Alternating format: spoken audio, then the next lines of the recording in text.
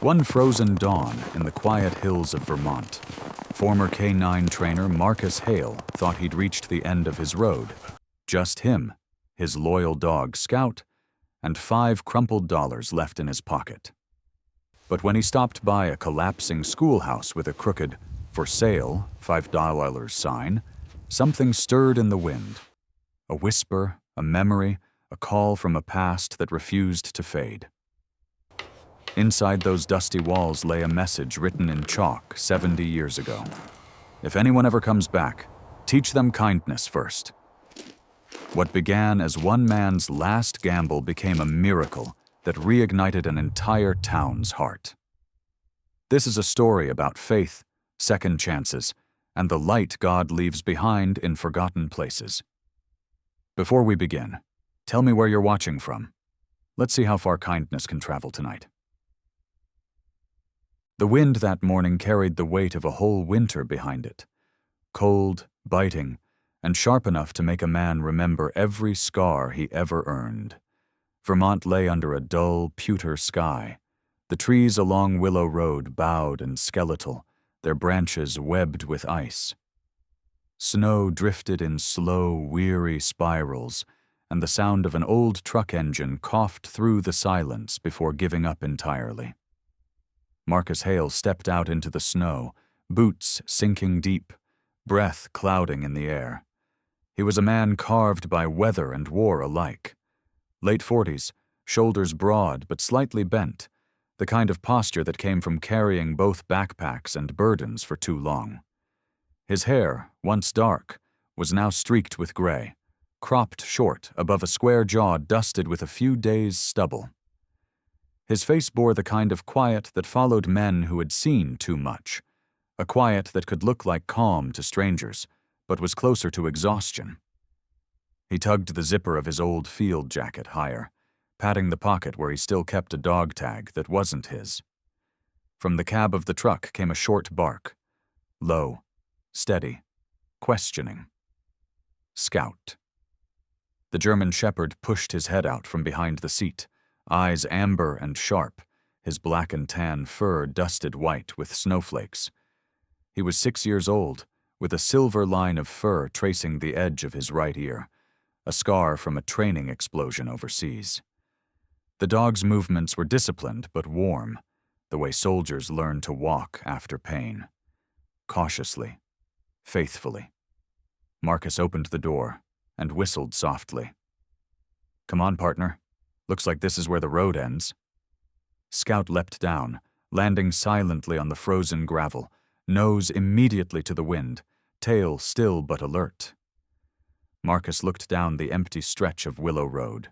No houses, no people, just a long curve of snow and the echo of crows calling from the trees. He rubbed his hands together, trying to summon warmth, and muttered, "So this is it, huh?" The truck had given its last breath, the tank empty, the heater gone. He would have cursed if he still had the energy. Instead, he reached for the small thermos in his coat, coffee long gone cold, and swallowed anyway. That's when he saw it. A crooked sign at the edge of the road, leaning sideways under the weight of years. The paint was almost gone, letters faded but still legible through the frost. "Old schoolhouse for sale, $5 as is." He stared at it for a long moment, blinking against the snow. $5, he said aloud, and even Scout tilted his head, as if to ask if that was really what it said. The sign swayed once, creaked, and stilled again. Marcus approached it, hand brushing off the thin crust of ice. The arrow below pointed up a small, narrow drive lined with bare birch trees. At the end of it, half buried in white, stood a building. A small wooden schoolhouse with a sagging roof, one window boarded, and the bell tower leaning like it had lost its balance years ago. He laughed, under his breath, a dry sound. "Well, hell, it's still standing. That's more than I can say for most things." From the side of the road, a crunch of boots broke the stillness. Marcus turned. An old man was approaching from a nearby house, a one-story place with a smoking chimney and walls the color of rusted tin. The man walked with a limp, bundled in a heavy wool coat, a brown trapper hat pulled low over his ears. His face was a road map of age, skin weathered, cheeks red from cold, and a thin white beard that framed a mouth set somewhere between wisdom and weariness. "Cold morning to be stuck out here," the man called, voice raspy but steady. Marcus nodded. "Yeah, truck gave up. I guess we're both retired." The man gave a small chuckle as he reached him, the kind that creaked like an old hinge. "You from around here?" "Used to be from everywhere," Marcus replied. "Nowhere lately." The old man's eyes, a pale blue gone watery with age, studied him for a beat. "Soldier?" "Was," Marcus said simply. He didn't add the rest. The part about the IED, the nights awake, the months of silence after discharge. He didn't have to. The man nodded like he already knew. They both looked toward the schoolhouse. "She's been standing there longer than I've been alive," the old man said. "Nobody wanted her. Roof leaks, floor creaks. The cold moves right through her walls like a ghost." Marcus gave a faint smirk. "That's quite the sales pitch." The old man shrugged, gloved hands deep in his pockets. "Ain't much left to sell, but if you're the kind that still believes in fixing things, she's yours." Marcus raised an eyebrow. $5. $5, the man confirmed. As is. Marcus pulled his wallet from his jacket. There wasn't much inside, just a folded photograph of a woman smiling in sunlight, a grocery receipt from somewhere downstate, and a $5 bill so soft it had gone round at the corners. He held it out. "Guess I'll take her then." The man accepted it slowly, as if it weighed more than paper. "Fix her," he said quietly. "And maybe she'll fix you too." He gave one last look toward the schoolhouse, then turned back toward his home, the snow swallowing his footsteps until he disappeared. Marcus stood there for a moment, staring at the little building in the distance. The wind tugged at his coat. He exhaled, a faint cloud of steam curling from his lips, then started walking. Scout trotted beside him, leaving 2 sets of tracks through the drifts. The closer they got, the worse it looked.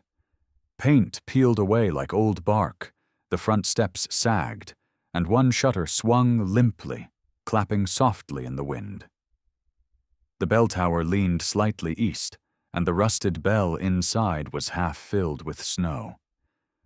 The wooden door was swollen from years of storms, the handle tarnished black. Marcus pressed his hand against the door and pushed. It resisted at first, then groaned open with a sound that echoed through the empty field behind them.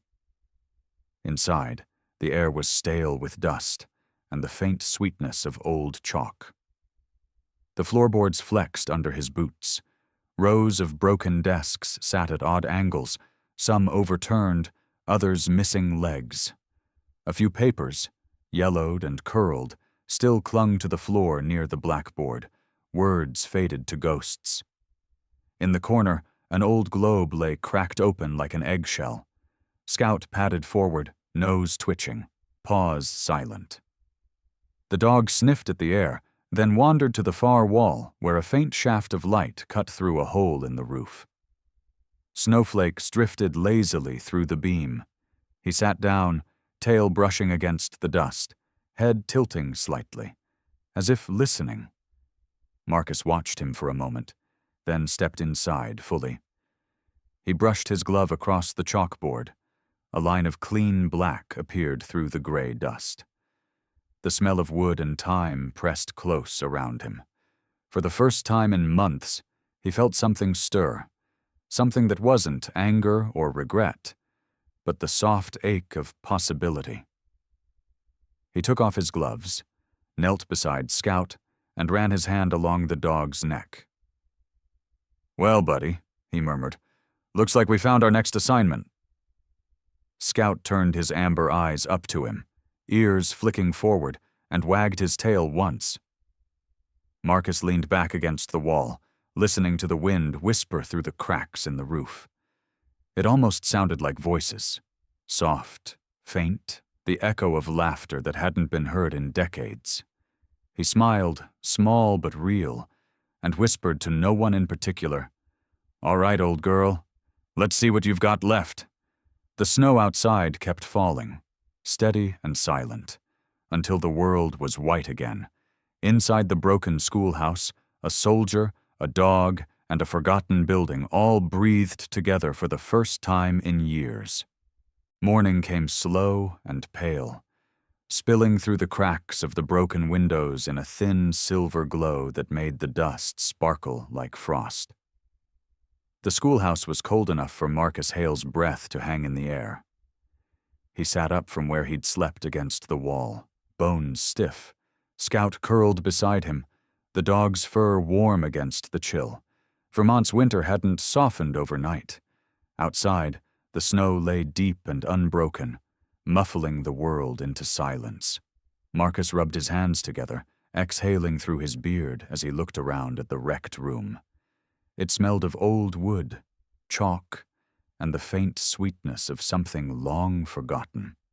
He found an old broom near the door, the handle smooth from years of use, and began to sweep.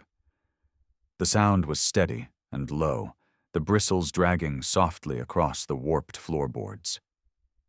Scout padded behind him, his tail sweeping gently like a metronome. The soldier moved methodically, each stroke a small attempt to make order out of ruin. When he reached the front of the room, Scout lifted a paw and tapped against the old chalkboard, the motion quick and deliberate. "What is it, boy?" Marcus asked, walking closer. Scout scratched again, sending a faint squeal of paw against slate. Marcus brushed at the surface, his glove leaving streaks through the dust. Beneath the gray film, words began to appear, pale and trembling as though emerging from another time. "If anyone ever comes back, teach them kindness first. Miss Carter, 1947. The letters were graceful and looping, the hand of someone who once believed in gentleness. Marcus read the line aloud, voice quiet, his breath fogging the air before the words faded back into silence. He stood there longer than he meant to, one hand resting on the edge of the chalkboard, the other tracing the faint scrawls with his fingertips. Scout sat beside him, ears forward, eyes watchful. "Kindness first," Marcus muttered under his breath. "Guess that's something the world's been short on lately." He turned toward the teacher's desk in the corner, its surface buried beneath papers and dust. The drawers stuck when he tried them, but a few firm tugs freed one. Inside was a small wooden box tied with a fraying blue ribbon. He opened it carefully. Inside lay a stack of letters and a single photograph. The woman in the picture stood right where he was standing now, in front of the blackboard, her smile calm and kind. She had dark, curly hair that framed her face, light eyes that caught even through the faded film. Written neatly on the back were the words, "Miss Evelyn Carter, Spring 1947.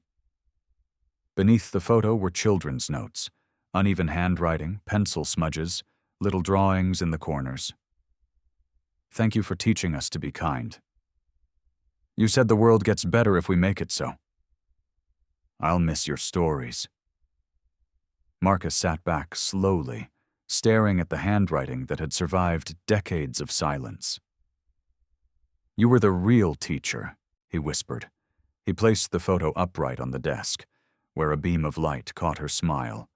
The day passed quietly, filled with small sounds, wood creaking, the wind sighing through the roof, the sweep of the broom. For the first time since the war, Marcus felt a kind of peace that didn't come from stillness, but from purpose. He patched a cracked window using an old rag, arranged the desks that were still salvageable, and cleared the space around the stove.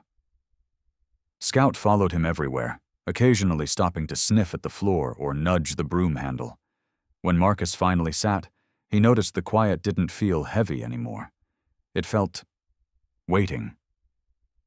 That was when he heard it, the crunch of wheels on gravel outside. A faint squeak, a soft thud, then a young voice.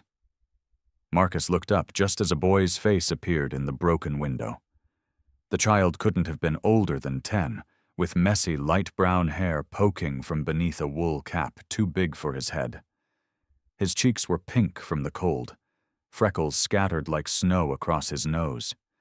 His coat was patched at the elbows, and his gloved hands gripped the handlebars of a bicycle that seemed to have been repaired more times than it was built.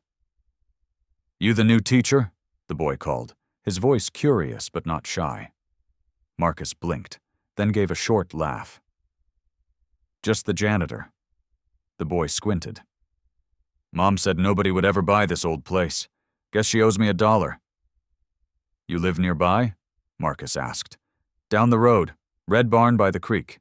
You can see the roof if you look hard enough." He pointed over his shoulder. Marcus stepped outside, the snow crunching beneath his boots. "Well, it's nice to meet you, Eli Turner," the boy said proudly. "Who are you?" "Marcus," he replied, "and this is Scout." The dog barked once, polite but firm, and Eli's grin widened. "Whoa, a German Shepherd, he's huge." "6 years old," Marcus said. "Retired just like me." "From what?" "The Army." The boy's eyes widened, respect flickering there in a way only children can manage. Pure, unfiltered admiration. "Cool," he said simply, then reached into his coat pocket and pulled out a paper bag.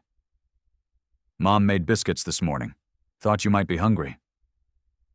Marcus took the bag, warmth prickling somewhere in his chest. "Thanks, kid.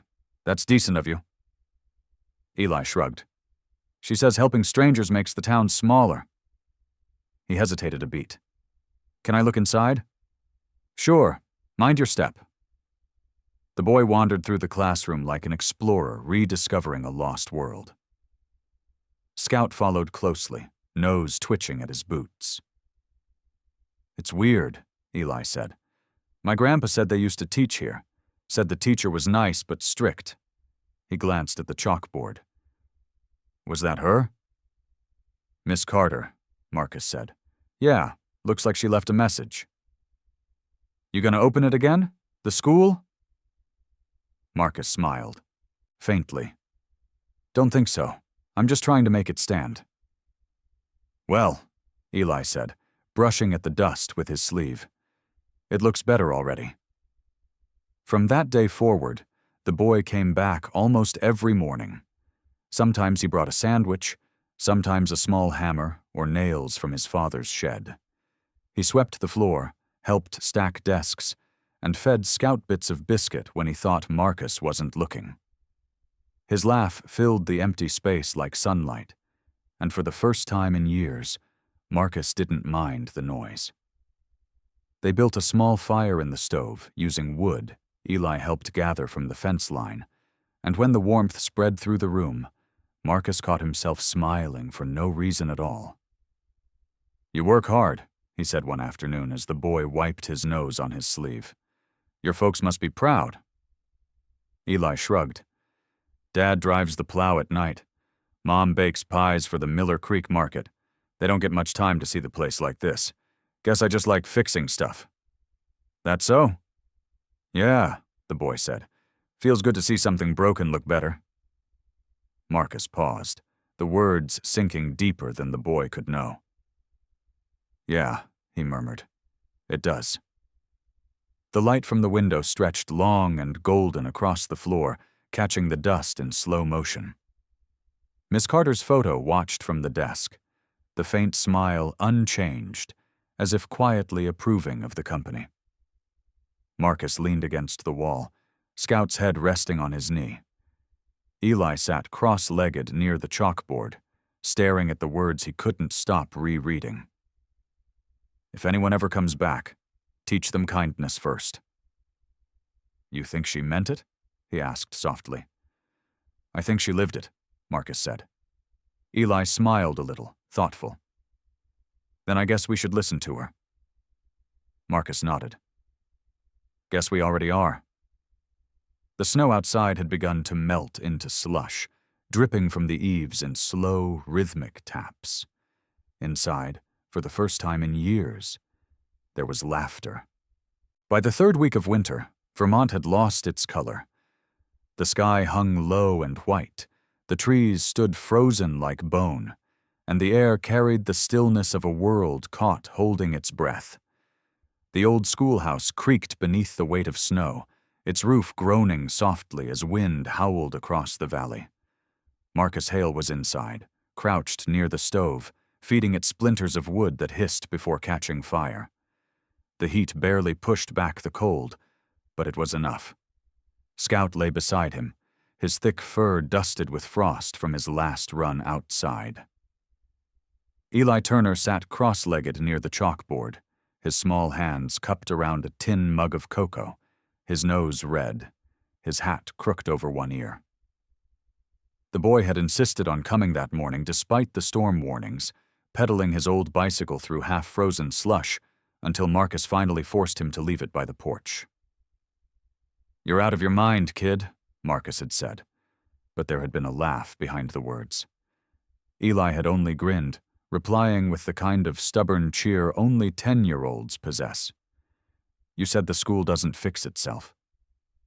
Now, with the blizzard pressing against the windows, they had no way out. Wind moaned through the cracks like a voice lost in prayer. The candle on the teacher's desk flickered, its flame bending in the draft. "Guess we're stuck," Marcus muttered, checking the door. The snow had already piled halfway up the frame. Eli blew on his cocoa and shrugged. "Better than math class," Marcus chuckled, rubbing his hands together. "You don't even know what that is yet." "Sure I do," Eli said, eyes glinting with mischief. "It's the thing adults complain about and dogs ignore." Scout raised his head at his name, tail thumping once, then settled again with a deep sigh. The warmth of the small fire filled the air with the faint scent of pine resin. For a while, silence ruled, except for the wind and the occasional pop of burning wood. Marcus looked toward the teacher's desk, the same one where he had found Miss Carter's photograph and letters. Something about being trapped in that old classroom made him think of her, the message on the board still faintly visible through the dust. "Teach them kindness first." He reached into the drawer again, this time pulling out a bundle of papers bound with a strip of brittle string. The pages were yellowed, corners curling like autumn leaves. When he opened them, his breath caught. It was a journal. The first line read, "Evelyn Carter, January 1947. Marcus felt the weight of time settle on his shoulders. He sat down at the desk and began to read aloud, his voice soft, steady. January 12th, 1947. The school has been closed since the war took the last of our boys. The county said there weren't enough children left to justify keeping it open. But I come anyway. Someone must keep the light on for whoever's lost." Eli leaned forward, eyes wide. "She came here alone?" Marcus nodded. "Looks like it." He turned another page. February 2nd. Snow again. I taught an empty room today, just me and the chalk dust. I pretended the children were here. It felt almost real. Even when no one comes, I'll keep the lessons going. Maybe someday someone will need them. The candlelight trembled over the words, and for a moment it was easy to imagine her sitting there, hair pinned up, scarf tight around her throat, her breath clouding in the cold as she wrote. Marcus felt something stir in him, a quiet ache of recognition. He too had spoken to empty rooms before, to ghosts of comrades that would never answer back. Outside, the storm thickened. Snow slapped against the window like restless hands. Eli wrapped himself tighter in a blanket. "Do you think she was scared?" he asked. Marcus glanced at him. "Probably, but she kept showing up anyway." The boy looked thoughtful. That's brave. Marcus smiled faintly. Yeah, it is. Scout lifted his head again, ears pricked, then barked once, short, alert. The sound echoed through the room. Marcus turned. A long, low creak came from above, followed by a dull clang. Then, clear and sharp, from somewhere in the blinding storm outside, came the ringing of the old bell. One single note, deep, metallic, and impossibly alive. Marcus froze. The rope to the bell tower had snapped decades ago. Eli's eyes went wide. She's still here, isn't she? He whispered. Marcus looked towards the ceiling where dust sifted down through the cracks, then back at the boy. Maybe, he said quietly, his breath visible in the candlelight. Maybe she never stopped teaching. The storm roared louder then, as if the world itself had heard him. The bell gave one more faint tremor, then fell silent. They sat together in that strange, living quiet, the kind that hums with memory. The hours stretched long. Marcus read more from the journal to keep their minds from the cold. March 9th. I fixed the bell rope today. It took 3 tries, but it finally rang again. The sound felt like hope. He stopped reading, staring at the line. Eli whispered, Maybe she's the one ringing it for us. Marcus smiled at the thought. Then she's got good timing. The fire flickered low. Scout got up, shook off the dust, and lay down closer to the door, head resting on his paws as if guarding something unseen. When the candle finally burned down to its base, Marcus and Eli drifted into uneasy sleep. Outside, the wind screamed through the valley, but the schoolhouse held. By dawn, the storm had passed. The silence that followed was thicker than before, but it was a peaceful kind. Marcus opened the door, pushing against the snow that nearly buried it. The air that rushed in was sharp and clean. Scout bounded into the drift, leaping through the white with a joy that only dogs know. Eli followed, laughing, his boots sinking knee-deep. The world glittered under a sun so bright it hurt the eyes. While Marcus was clearing a path with an old shovel, Scout began digging furiously near the bell tower's base. "What's he doing?" Eli asked, running over. Marcus leaned on the shovel handle, watching. When Scout digs like that, he's found something. The dog barked once, then pawed faster, sending clumps of snow flying until his claws hit wood. Marcus knelt, brushing away the rest by hand. It was a small box, water-stained but intact, the kind built to last longer than the people who made it. The latch opened with a faint click. Inside, wrapped in linen, lay a silver bracelet. Simple, worn smooth with age. Etched across the inside were 2 words. Stay kind. Marcus held it in his palm, feeling the cool metal against his skin. The engraving was delicate, the kind of craft made with love rather than skill. Eli crouched beside him. It's hers, isn't it? Marcus nodded slowly. Yeah, I think it is. The wind moved softly through the trees, the sound almost like a sigh. He turned the bracelet over in his hand, thinking of the journal, the chalkboard, the bell. She kept teaching, he said, half to himself, even after everyone left. He slipped the bracelet into his pocket, glancing toward the schoolhouse. Guess she's still giving lessons. Eli looked up at him, puzzled. What kind of lesson? Marcus smiled faintly. The hard kind. The one you don't grade. Just live. They walked back inside together, Scout trotting ahead, tail wagging slow and content. The fire was out, but the air didn't feel as cold anymore. The journal lay open on the desk, the last words visible under the morning light. Even when the world forgets, keep the light on. Marcus reached out and touched the page with his calloused hand, then looked at Eli and said quietly, we'll keep it on. Scout barked once, sharp and sure, as if sealing a promise. The bell above them swayed once in the wind, but stayed silent. It didn't need to speak anymore. By the time the snowbanks began to shrink and the fields of Vermont shimmered with meltwater, a quiet rumor drifted through Miller Creek like wood smoke. There's a veteran fixing the $5 school.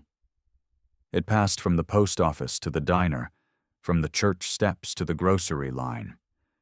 They said he lived there with a boy and a dog, that the old bell had rung again after 50 years of silence. In a small town, even a whisper can grow roots. Marcus Hale had no idea any of it was happening. His world had narrowed to the rhythm of work. Wake with the dawn, stoke the stove, sweep, repair, repeat. Eli Turner arrived each morning before breakfast, cheeks red from the cold, his bicycle tires cutting 2 bright lines in the slush. Scout followed them both, tail wagging slow, his fur dusted with sawdust and snowflakes. Together they rebuilt the school board walls 1 plank at a time, boiled coffee that tasted faintly of metal, and talked about everything but the past. The air inside had begun to smell less like rot and more like pine. One afternoon, while Marcus hammered the last nail into a window frame, he heard the crunch of tires outside. A green pickup stopped by the gate. A tall woman stepped out, brushing snow from her gray coat. She looked about 35, slim but strong, her dark chestnut hair pinned loosely behind her head, a few strands catching the light like copper thread. Her skin was pale, the kind that turned pink easily in the wind, and her brown eyes held both curiosity and patience. She carried herself with the quiet confidence of someone who preferred books to gossip. "Morning," she said, smiling softly. "You must be Mr. Hale. I'm Sarah Turner, from the Miller Creek Library." Marcus nodded, curious. "Turner? Any relation to a kid who thinks this place runs on biscuits?" She laughed, her voice smooth but warm. "Eli's my nephew. He talks about you more than his schoolwork, which worries my sister endlessly. I thought I'd see what's stolen his attention." She stepped inside, the smell of paper and dust meeting her like an old friend. "I remember this place," she murmured, her gloved fingers tracing the cracked paint. "My grandmother used to tell me about Miss Carter. Said she was the soul of this town once." She set down the box she carried. Books, their spines faded but sturdy. "The library had extras. Thought maybe your shelves could use them." Marcus smiled faintly. "We'll take all the help we can get." The next day, Sarah came again, and with her came more people. Bill Sanders, a burly carpenter in his 60s with a gray mustache and the smell of cedar clinging to his coat, arrived first. He carried a bundle of boards on his shoulder and said simply, "Heard you were patching this place. Figured you could use better wood." Later came Martha O'Connor, round-faced and cheerful, owner of the town bakery, with arms full of loaves still steaming in their paper bags. "You can't fix anything on an empty stomach," she declared, leaving the bread beside the stove before heading off. Even the mailman, a quiet fellow named Rick, left a small envelope of nails with a note scrawled on the back. "For the bell tower, seems it wants to talk again." Within a week, the schoolhouse had become something of a gathering spot. Eli called it the Kindness Project, and when Sarah painted those words on an old plank and nailed it to the porch rail, everyone agreed it fit. "You fix something with care," Bill said one evening, "and somehow it fixes you back." Marcus didn't argue. He knew it was true. The color of the school changed from gray to a soft honey yellow, the way old pages glow in firelight. Scout patrolled the grounds like a foreman, tail up, barking orders no one questioned.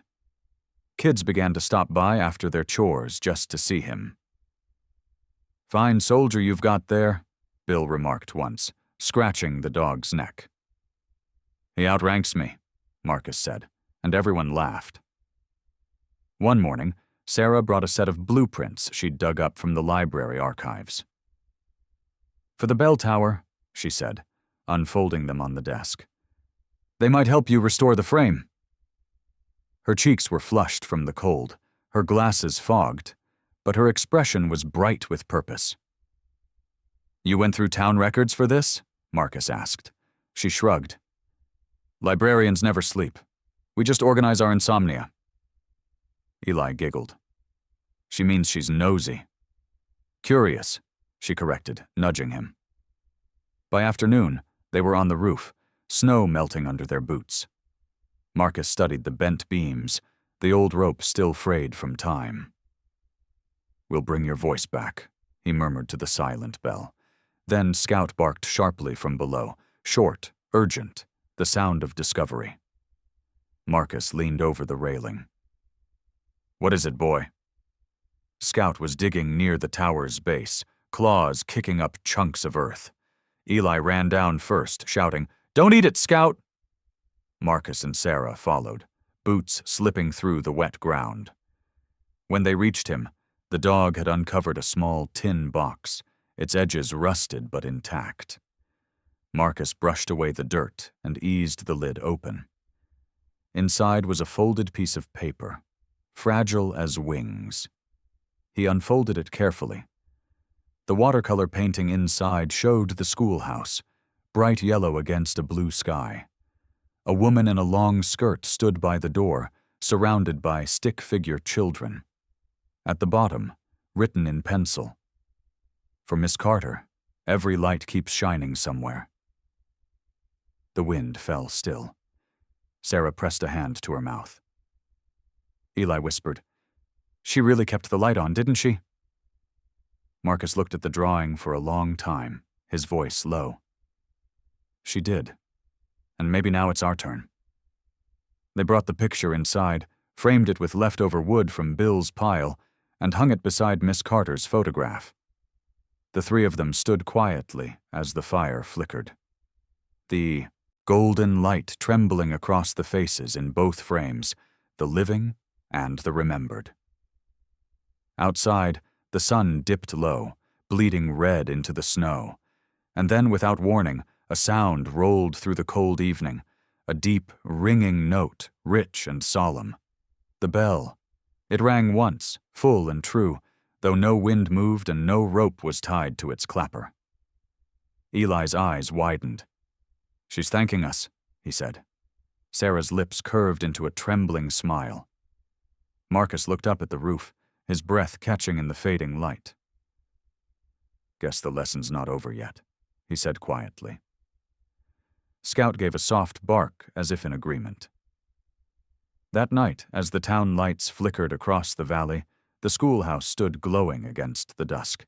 Its windows shimmered with warmth, the new sign outside swaying gently. The Kindness Project. And beneath it, someone had added a second line, written neatly in pencil. "For Miss Carter, who kept the light on." Spring came slowly to Miller Creek, the kind of spring that took its time after a long winter.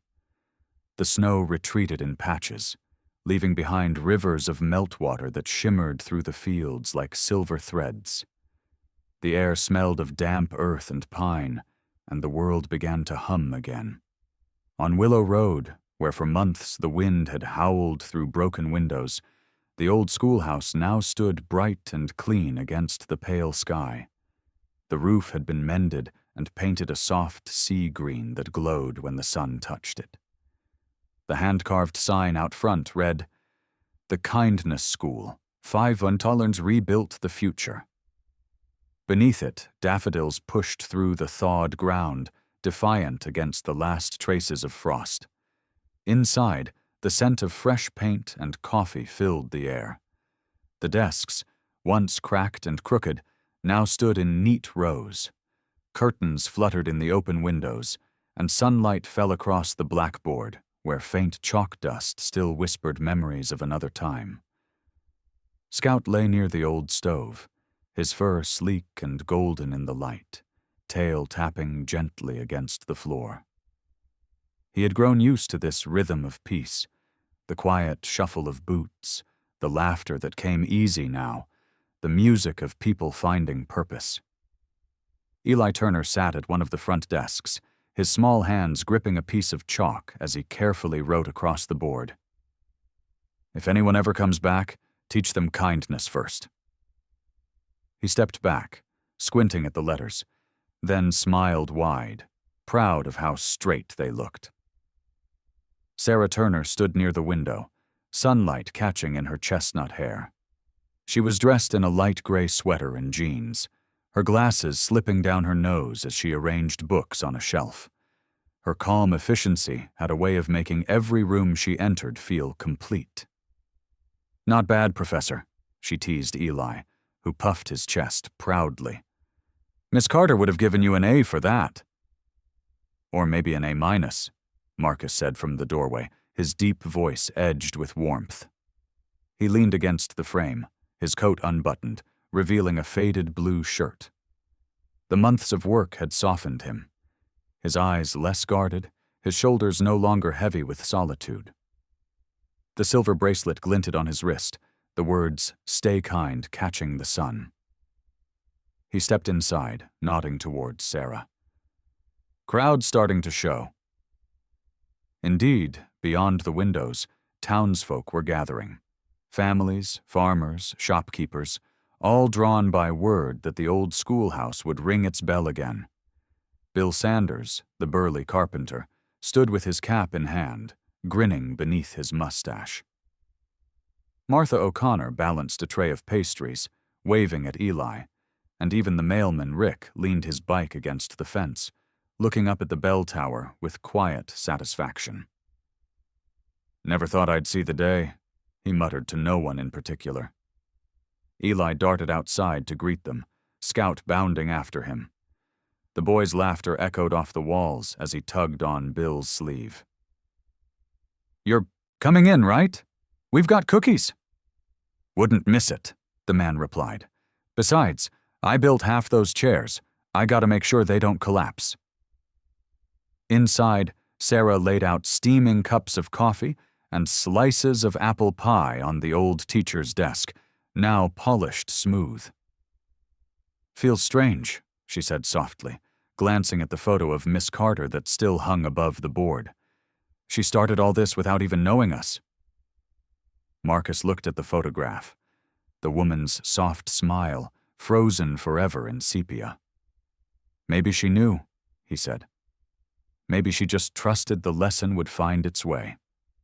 When everyone had gathered, Marcus walked to the front of the room. The chatter fell quiet.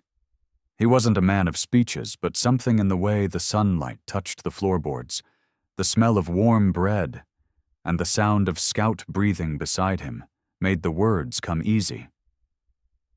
"This place was built by one person who believed kindness mattered," he said, voice low but steady. "She wrote it down, left it behind, and somehow all of us, people who never knew her, found our way here because of it. Guess that means she was right. Light does keep shining, even when no one's left to see it." He paused, his hand brushing the bracelet.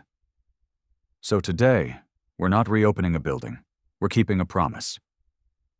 Eli, perched beside the desk, whispered, "Can I ring it?" Marcus smiled. "You'd better." The boy grinned, then raced outside. A hush fell over the crowd. Moments later the sound came, a clear, joyful chime rolling through the valley. The bell rang once, then twice, then again, not from wind or accident, but from the small hands that believed they could carry on the sound. The laughter that followed felt like sunlight breaking open the last shadow of winter. Children began to play in the yard, chasing each other across the grass that still gleamed with dew. Parents leaned against the porch rail, sipping coffee, smiling in quiet disbelief that the old place could feel so alive again. Scout wandered among them, tail wagging, occasionally stopping to accept a pat or a biscuit. Sarah joined Marcus by the doorway, crossing her arms as she watched Eli running circles with the other kids.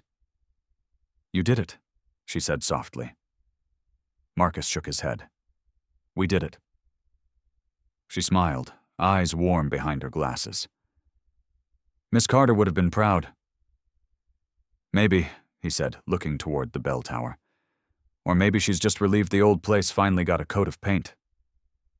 They both laughed quietly, the kind of laughter that comes after long silence. As the afternoon faded, the sky blushed gold over the valley. The last of the visitors began to leave, promising to return for more gatherings, story nights, reading circles, lessons for the children. We'll keep it going, Sarah said, locking the door gently.